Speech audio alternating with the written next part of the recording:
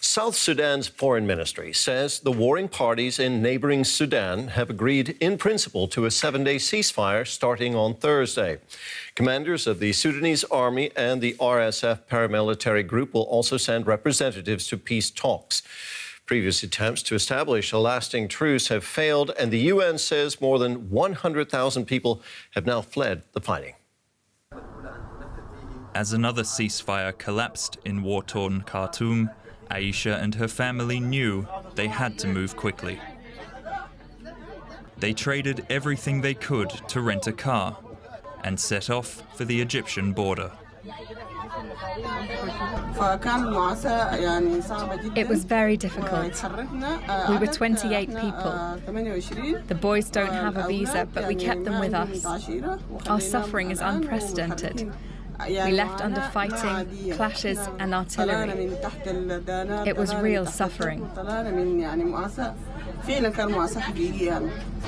Aisha is just one of thousands who have flocked to neighboring Egypt since the war broke out 2 weeks ago.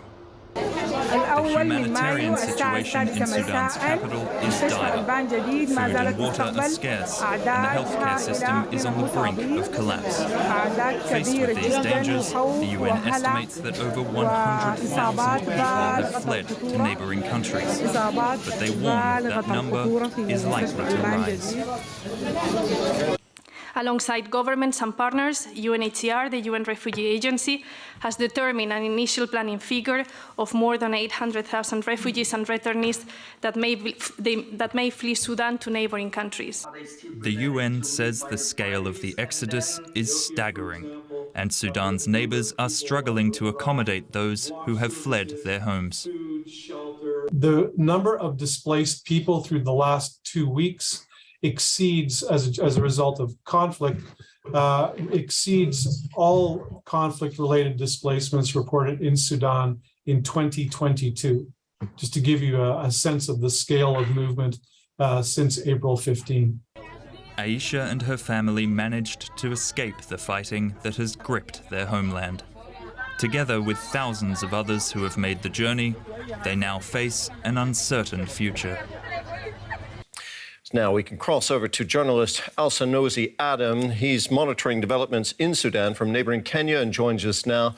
Welcome to the program. So yet another ceasefire has been agreed. What can you tell us about the situation in Sudan now? It's been the same and even worse. This just talk about this ceasefire and we're going to sit down, we're going to negotiate. It's just things they say, both armies.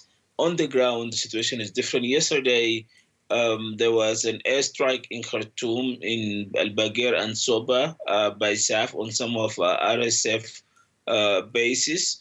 The situation continued to escalate between both parties after SAF introduced the reserve forces. This is a police force that is trained in urban warfare to counter the RSF attacks. This is not a war that's going to end anytime soon. Okay. And I'm sure this ceasefire that they agreed to uphold, it's not going to do the people on the ground any good, because they will continue to fight. Now, people are fleeing Sudan. The UN expects to see hundreds of thousands of refugees. How are the surrounding countries dealing with that? Egypt, for example, they have their land border, their land in Argin. The border in Argin is open for Sudanese fleeing to Egypt. It's just the situation there. They're not dealing with them as refugees. Rather, they're actually making them stand in line to get a visa to get into the country, which is the opposite of the situation. These are people seeking refuge. They're supposed to be without any hesitation. They're supposed to be assisted to get across. In Chad, they're dealing with the situation the way they're supposed to deal with it.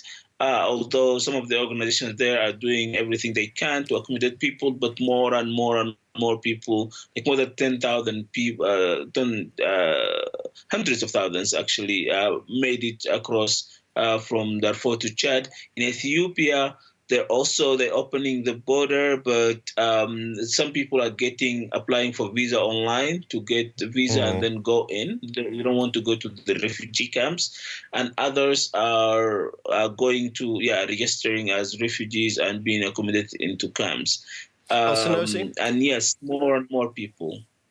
So, we've got a serious refugee situation evolving there with that conflict in Sudan. Al-Sanosi, thank you very much for talking with us. That was journalist Al-Sanosi Adam in Nairobi. Thank you. And for more, we're joined now by Matt Nashed, a Canadian journalist who's covering events in Sudan from neighbouring Egypt. Matt, yet another ceasefire has been agreed in Sudan. What can you tell us about the situation in Sudan right now? Yeah, the situation hasn't improved very much. I mean, there are talks that both Hemeti and Burhan, the two belligerents in this war, would be keen to send people in order to jumpstart negotiations. But again, violence is still taking place in Khartoum with little aid relief reaching the capital city. There has been reports that some aid organizations, international relief organizations to be specific, have decided to restart operations. But the question now, are they able to reach the most vulnerable people while fighting still continues to take place under the smoke of quote-unquote peace negotiations? Give us a sense, Matt, of the scale of this conflict. Sudan is a huge country. Is the fighting limited to Khartoum, or is it happening elsewhere around the country? The main arena of conflict remains to be in Khartoum, but of course it's spread, and fighting has spread. But the way that the way that conflict is taking place and the actors that are being involved is more blurry than what we're seeing in Khartoum. And Khartoum, it's very clear it is the RSF versus the army. But as fighting has spread, for instance, to Darfur, the far western province that has seen, numerous atrocities in the past, essentially since the turn of the millennium, what we are seeing is the army and the RSF, but more loosely, their fighters being embroiled in broader community disputes that are at the root of conflict there over land and water resources. And so what we are seeing is, in part, a power vacuum, but at the same time, also a co-option of these communities or old tribal allies that may be looking to settle scores or consolidate control over resources. And that often results in just a lot of often targeted violence as opposed to indiscriminate violence. Matt, thank you very much. That was journalist Matt Nashed reporting from Cairo. Thank you for having me.